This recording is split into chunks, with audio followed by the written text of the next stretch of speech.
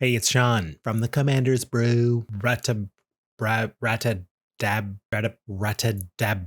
of Urborg. Do you find that your Orzhov decks end up being too aristocraty most of the time? Well, Ratadrabik is the zombie wizard for you. If you're not sure how you would brew a Ratadrabik, I'll walk you through the process. I'll show you a few things you can do and then you pick the angles you like. I'm not going to give you a deck. I'm going to teach you to deck. But first, here's the ads. A joke one and a real one. Hey, me again, Darksteel Eric, just reminding you to like and subscribe. It really helps out Darksteel Industries. And now, 2 ads, one fake, one real. Do you have a special occasion coming up and you need a great gift idea? Darksteel Engraving Services. We can engrave anything, literally. Our machines have been calibrated to engrave dark steel metal, the hardest substance in the multiverse.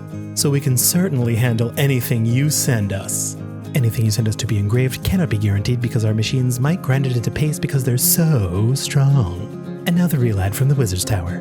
wizardtower.com. Go to their website to read all sorts of great articles and deck techs. And if you're from Canada, use coupon code BREWUNITED to get 5% off your Magic singles if you spent $20 or more.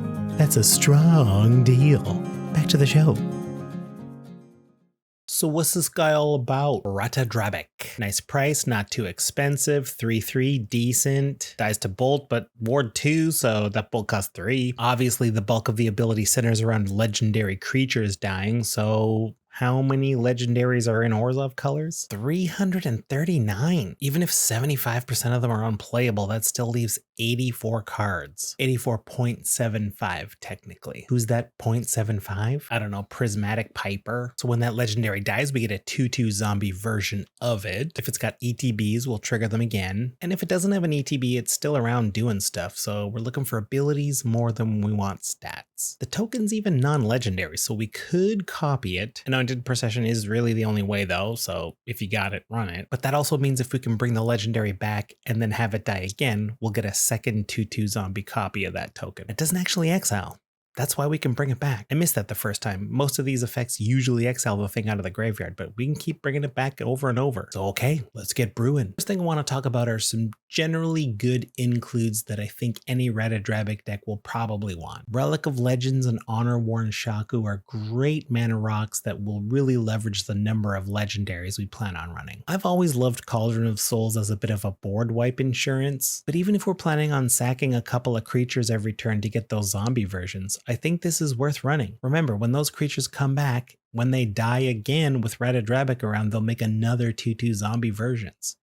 We might get 3 copies of things with this thing out. We're talking board wipes, we ought to run a Massacre Girl. And since half the deck is legendaries, Search for Glory's gotta make an include. We gotta make sure to run that Snow Black and White land. I wonder if there's any sagas that work for us. I mean, the Eldest Reborn is a classic that does bring a creature back from the graveyard. That's what we're all about. Elspeth Conquers Death, same thing, getting a creature back. And I am curious to try the Cruelty of Gix. I'm probably gonna skip to chapter 2, get that tutor going, and then putting a card back. That's what we do. And just in general, Torma the Desecrator will give us a lot of value. I am planning on bringing a lot of stuff back from the graveyard. Let's be responsible deck brewers and make sure we have sack outlets in the deck. We want to be in control of when our creatures die, so let's look for legendaries that can sacrifice creatures. Yahenni's probably the best because we don't have to pay to do it and we can sack as many as we want. Fane the Broker doesn't cost anything to sacrifice, but we do have to tap him, so it's only 1 per turn, unless we untap him. Plus those other abilities are kind of nice too. Casket does 3 at once, but like always 3 at once. Is that risky? I don't know. And if we're willing to pay for it, Ailey only costs 1. Bantu the Glorified costs 2. Errant Benalia's Ruin costs us 2 and a tap, getting pretty pricey. Braids is probably worth considering, new braids, but we don't really get to control when stuff dies. We do it at the beginning of our end step, so maybe not. That's not bad, there's quite a few options there, and they're all legendary. And of course, all of this is triggered abilities, so we're definitely running Strionic Resonator, and probably a Lethiform Engine. Budget permitting. Since that's our whole game plan, having legendary creatures die, I think it's worth running those instants that say when this creature dies, bring it right back with something happening to it. They're usually a bit narrow for the average deck, but That's our whole thing. And the fact that these cards don't exile themselves means this is possible. We can get quite a handful of them that only cost a single mana. And maybe Fake Your Own Death does cost 2, but we get a treasure for it, so it's kind of like a cost 1. And special shout out to Wake the Dead. It's as if we don't have to sacrifice them at the beginning of the next end step because we're going to get zombie versions of them all. So we got a bunch of spells that target a creature we control. Mavinda, Student's Advocate. Here's another legendary I'm happy to put in the deck. Double dipping on all those instances, big game. And honestly, wouldn't you love a nice pat on the head from that giant soft wing? It looks so cozy. So things are going to be going in and out of our graveyard like it's rush hour. Let's look towards some legendaries who can bring creatures back from the graveyard. Lyconia, Drow, Apostate. Not bad. Gotta jump through a couple of hoops, but 1 creature back per turn. I'll take it. Isareth the Awakener looks good on paper. I don't love the idea of paying more to get those creatures back straight to the battlefield, but the worst part is that corpse counter. We kind of want them to stay in the graveyard, not get exiled. When you're looking for creatures that bring things back from the graveyard, Barrowan of Clan Undur comes up. You don't get to do it until you finish a dungeon, and they have to be 3 or less. But so far, a lot of the stuff we've talked about is 3 or less, so this could be good. We've got Acererak the Archlich to back up the Venturing Plan, Nadar Selfless Paladin, another legendary, cost 3, so Barrowan can bring him back, and Safana Kalimport Cutthroat, another 3-drop. I'm not planning on getting the initiative going, but I am planning on completing a dungeon, so 3 treasure tokens every end step. I'll take it. We're still talking only legendaries. Speaking of 3-drops, Tishar Ancestor's Apostle. Since all legendaries are historic spells, we're going to be returning target creature with mana value 3 or less a lot. I just did a quick little search. Out of all the Orzhov legendaries that are 3 mana value or less, 121. And if we do end up keeping the bulk of our legendaries 3 mana or less, Ascend from Avernus is a 6 mana way to bring a ton of creatures back from the battlefield. And I'm planning on having them die and turn into zombies again. Takenuma Abandoned Mire is prime for this deck because we should be able to do this for a single black. And Primeval's Glorious Rebirth, come on. Return all legendaries to the battlefield. While we're on the legendary sorceries, we might as well run Urza's Ruinous Blast to also destroy everything that's not ours. And Yawgmoth's Vile Offering does bring another creature back from the graveyard and also destroys something. And maybe you're asking, but what if we don't have a legendary out? We can't cast these. It's all legendaries. How do you feel about Shieldred Whispering One? Some tables get a little salty with the fact that everyone's got to sacrifice a creature on their upkeep.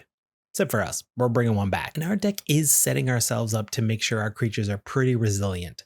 Lots of ways to bring them back, lots of ways to have them just come back if they die accidentally anyway. But if your friends don't mind this type of effect, go nuts. Heck, throw in Elesh Norn Grand Cenobite while you're at it. I haven't stressed this too much yet, but imagine you've got the original card, you sacrifice it with one of those instants so it comes back immediately, but you also get that zombie 2/2 version. We could easily have 2 Elesh Norns. If that's not your speed, consider Ravos Soul Tender. A little bit of an anthem for the team, and we bring 1 creature back from the graveyard to your hand every turn. A little bit like Shieldred or Elesh Norn. I mean, that's what he puts on his resume. I mean, even if you don't want to go the Elesh Norn route, having a couple of Ravoses means your team gets pretty big, so let's make sure we have a team.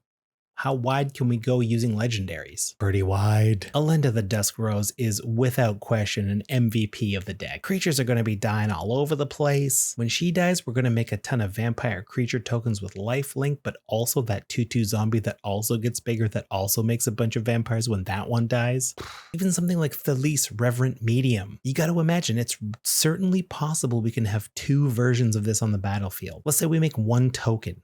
At the end step, one of the Thelysses saw that token and makes another token.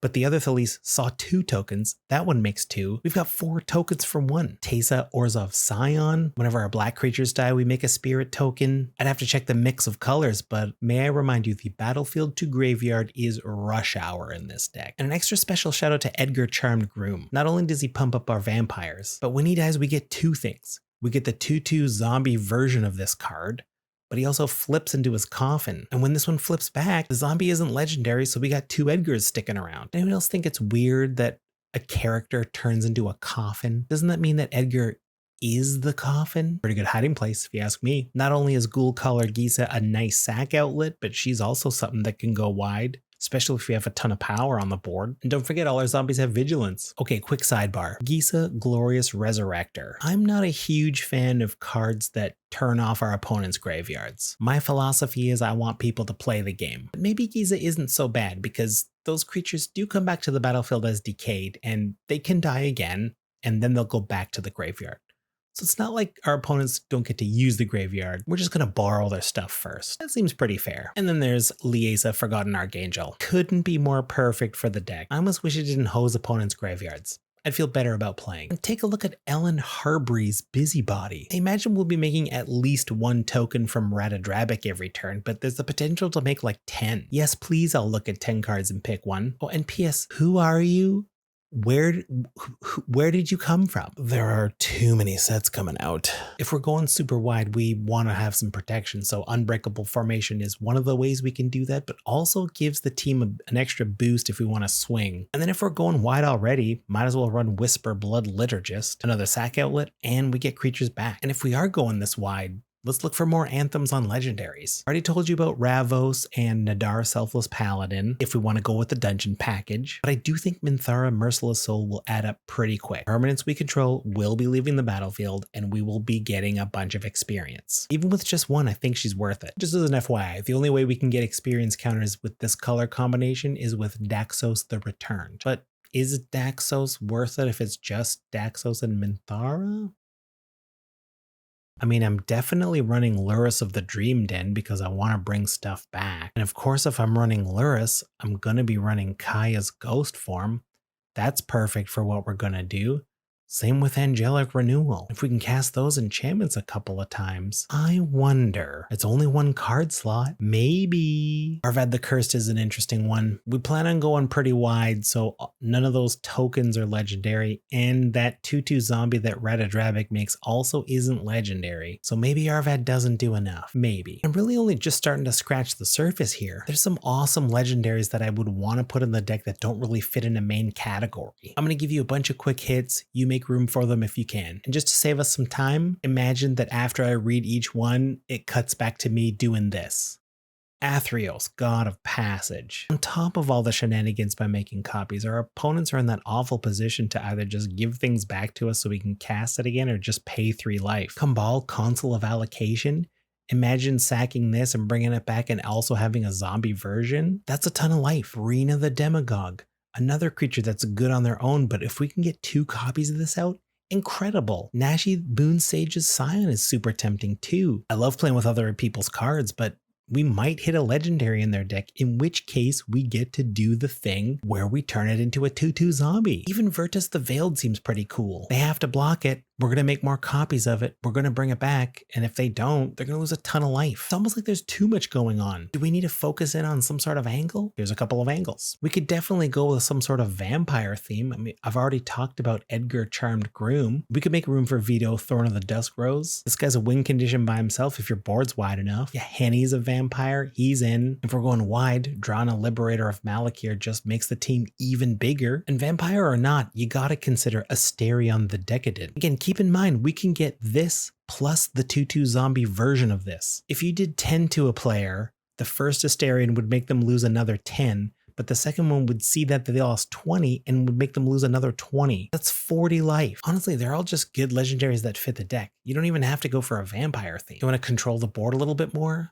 Put a little pressure on your opponents? There's some Staxy legendaries. Sally is the poster child for Stax type of effects. And again, we can get 2 copies of her out. Same with Hope of Girapur. This is kind of a screw you to one player in particular, but we get to keep doing it. I'm happy to bring a couple of Redains out onto the battlefield. 2 Redains plus 2 Kumbals. Our opponents have to pay 8 for a 4-mana sorcery and pay 4 life to do it. Even someone like Baird's pretty good. Tax our opponents for attacking us. Get 2 of them out there. Now they're double tax. This is a very cool commander. Honestly, I think there's too much to work with here. I hope you got a few ideas for your Ratadrabik deck. If I left out something cool, let me know in the comments. In the meantime, you keep being you. The world's a better place for it. See you next time. Oh, and if you're interested in a deck full of legendaries, might I recommend this video? It's a Grixis partner deck with Togo and Silas Wren. The whole point is to pick some awesome legendaries that are fun to mutate and then copy with clones to get some bonkers effects. I think you'll like it.